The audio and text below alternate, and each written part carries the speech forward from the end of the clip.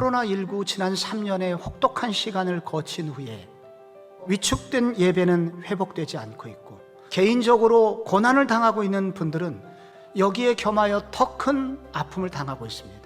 우리는 어떻게 패배주의와 무력감을 극복하고 다시 뛸 수 있는 성도가 될 수 있을까요?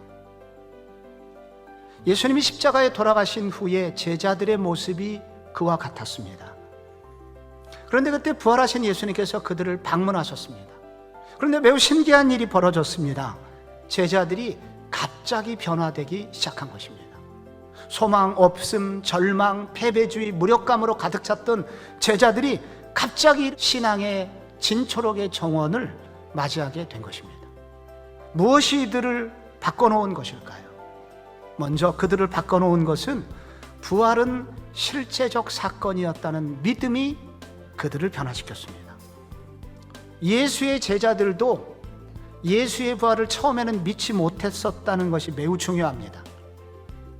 여러분, 예수의 제자들은 실망스러울 정도로 정말 예수의 부활을 믿지 않았던 사람들입니다. 예수님이 그렇게 여러 차례 나는 곧 부활할 거라고 그렇게 십자가 사건 전에 여러 차례 말씀하셨는데도 불구하고, 그리고 실제로 부활하셔서 몸을 보여주셨는데도 불구하고 그들은 믿지 않았습니다. 왜 믿지 않았겠습니까? 인간의 고정관념 때문입니다. 죽은 사람은 결코 살아날 수 없어. 여러분, 그런 제자들이 급격히 달라졌습니다. 갑자기 달라졌습니다. 그리고 부활의 증인이 됩니다.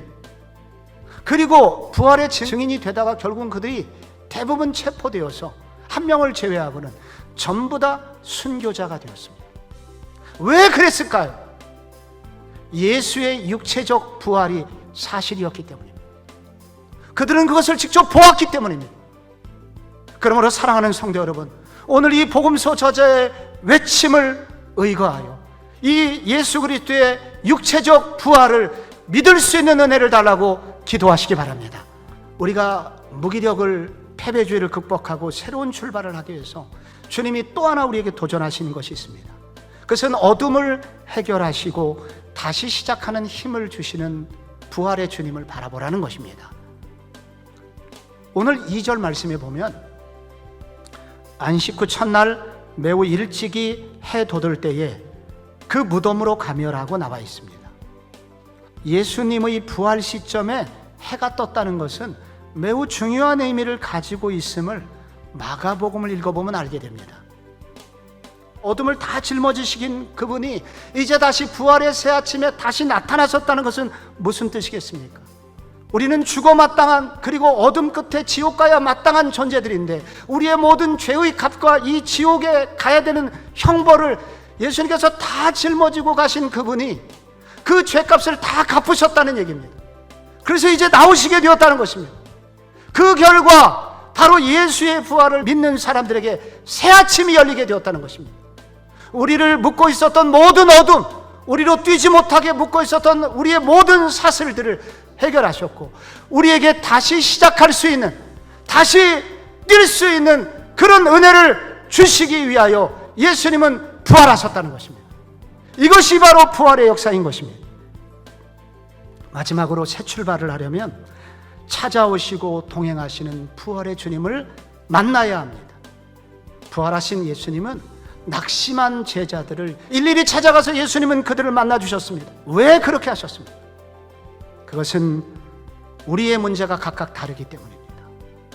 우리 한 사람 한 사람 처지를 살피시고 그들의 눈물을 이해하시고 그리고 그들에게 가장 적절한 말씀으로 그들을 일으키시기 위함인 것입니다.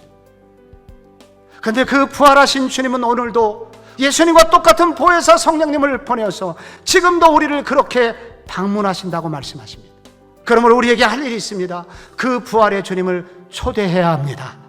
이 부활의 주님과 함께 패배주의와 무력감을 벗어버리고 다시 주님과 함께 신앙의 열정으로, 그리고 비전의 인생으로 다시 거듭나는 축복의 부활절이 되시기를 축원합니다.